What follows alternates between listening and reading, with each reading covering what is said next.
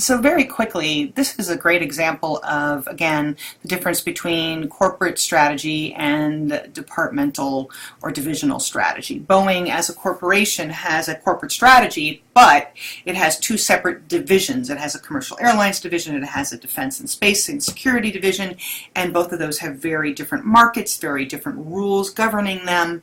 The HR is going to be different because in the defense and space and security area, there's a lot more background checks that have to be done and security clearance that has to be dealt with. And so they have these corporate functions that are, of course, specified to each of those divisions that deal with government relations and engineering and strategy and HR and what have you. But the bottom line is they're two separate divisions, but they have all those things on the right-hand side. Those corporate functions are those functional or departmental, the functional level strategies that support the divisions, and those divisions support the overall corporate strategy.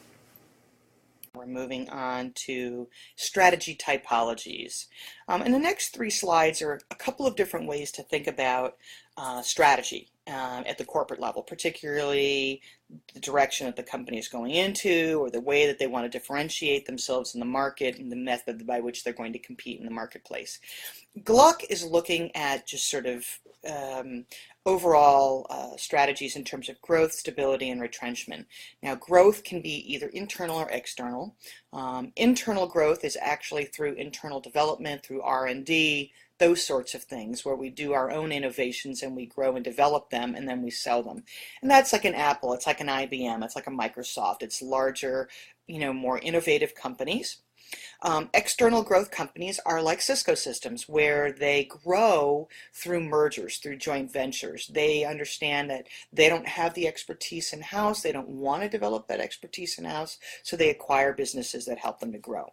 Stability strategies are when we're not in a position where we can grow. It may be because the market is stable or flat. We might have poor economic conditions where growth is not an option right now, but we're also fairly stable financially, and we want to maintain stability so that when the market goes up, obviously we can continue to grow. So, or we may be a company that's very mature in our business. So we're not in a place where there's lots of innovation, but we want to maximize our profitability by minimizing and stabilizing our expenses. So the stability strategy, if you think about it this way, we know that profits equals revenues minus expenses. What we're doing in a stability strategy is not necessarily growing revenues as much as we are maintaining expenses and decreasing expenses to improve our profit margin that way. Retrenchment strategy is those companies that are not necessarily in trouble, although many may be, but they choose to reduce the scale of their operations. Now, a company may find that they're flattening in terms of profits and growth, and they may decide to sell off divisions of their business that are not profitable, or they may choose to decrease the size of their business because it's gotten too cumbersome, or they may just decide to divide it off into separate businesses entirely, and so spin things off in very different ways. So retrenchment may be that the company is in financial problems, but the goal here is not that they're in a increasing growth mode, but that they're in a decreasing mode to shrink the size of that business in order to, again, have an impact on the bottom line of the company. The next two slides are dealing with Porter and with Miles and Snow, who are looking at more how the company differentiates itself in the marketplace. Are they going to compete based on price? Are they going to compete based on innovation? Those sorts of things. Porter, fairly straightforward. Two major ways that they can differentiate themselves is through what we call the differentiation strategy or the cost leadership strategy. Differentiation, obviously we're going to improve profitability and differentiate ourselves in the market through innovation, quality, and customer service, high end. And when we are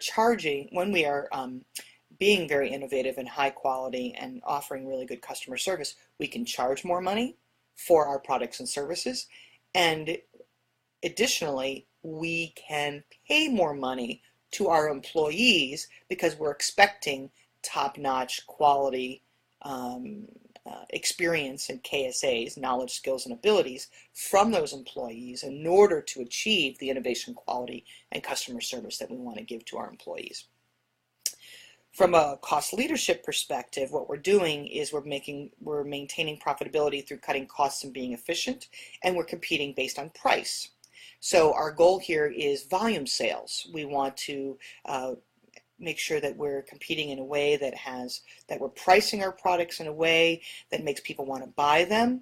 So we're bringing the prices down, but that means that we don't get to pay our employees top dollar, and that our focus is on maintaining and managing our expenses and our costs, so we keep those as suppressed as possible. So tight controls over money and expenses are really important. We're not frivolous. We don't do a lot of excess in terms of the cost. There's little extra bonuses that don't tend to come into play when you're a cost leadership company. And we look at like a Walmart or a McDonald's. They tend to compete on price, and so employees aren't paid well. There's not lots of extra perks. They keep it fairly bare bones in order to manage that. And their accounting function is fairly strong there, because the accounting function is about managing those costs as much as possible. Now, there is a third type called the focus strategy, and focus strategy is really a very small niche market. It's not large or global. It's more focused on a particular small area. You can either have a differentiation focus strategy or a cost leadership focus strategy. It's when we're dealing with a small local market as opposed to a more global market, where we're thinking about a particular small market that's never been tapped into before. And for example, if you go back 20 years, the organic food market was considered a niche focused differentiation strategy, where we're looking at the quality of product or service. The cost for organic foods was through the roof, because it was a small group of people who are only interested in paying top dollar for a certain quality of food. And as major corporations sort of bought into this idea that there's an organic market and a huge growing profit area, it went from a focus strategy to a small elite sort of group of people to one that is more across the board, where more people in the mainstream are willing and able and want to buy organic foods. So if the market grows big enough in a focus strategy, it becomes it loses its focus and becomes more mainstream and becomes differentiation or cost leadership. Moving down to Miles and Snow. Miles and Snow emulates Porter. I mean, they have their own niche. The prospectors are the same, relatively speaking, to the differentiation strategy of Porter. The defenders are the cost leadership company, where they compete based on price and keeping the costs low. How do they differ from Porter in that they have analyzers. Analyzers recognize that when you have your portfolio of businesses, you may have one part of your business that's focused on innovation, and like a prospector, and another part of your business may be a defender, where you're competing on low cost. So within your corporate strategy, you've got a part of you that may be a differentiation strategy company, and the other one's a cost leadership strategy. And one example that I can give you is Isaac Mizrahi. Now, Isaac Mizrahi, if you don't know, is a high-end couture designer in terms of clothes and things like that.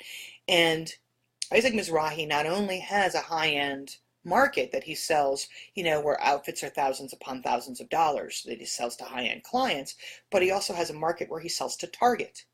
So he understands that, he's got one area where he could innovate and, and charge top dollar, and then he's got another market where he's focused on cost, price points, and focuses on the price points for his market through Target department stores. And so within your business, you can have different products or services or product lines that may be focused either in innovation and quality and things like that, or cost leadership. The last area of Miles and Snow is this idea of this dysfunctional strategy.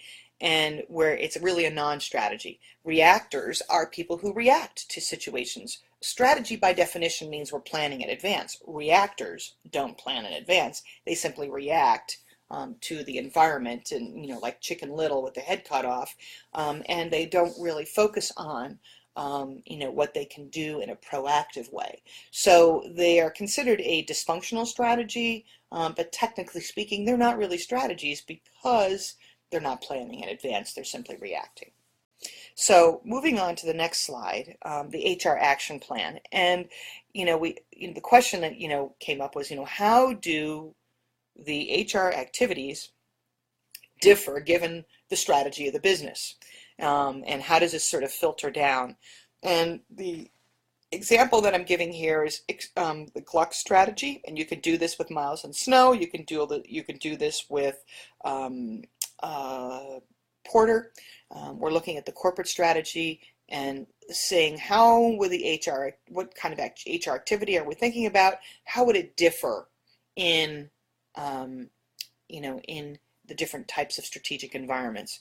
For example, if the company's in growth mode, then it's going to reward people. If you look at the compensation area, reward people for market growth. We want to develop an incentive system so that we're encouraged to grow the company and that the rewards are based on that market growth.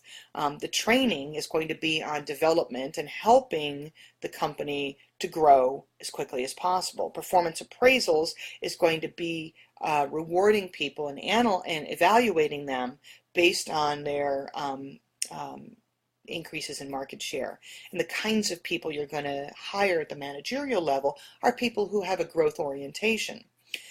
Versus a retrenchment mode, just as a real contrast, is you're going to hire people who have the capability of looking at a business and cutting out bad areas and recognizing when things are profitable and things are not profitable, and knows how to retrench and shrink that company to make it more streamlined and more functional.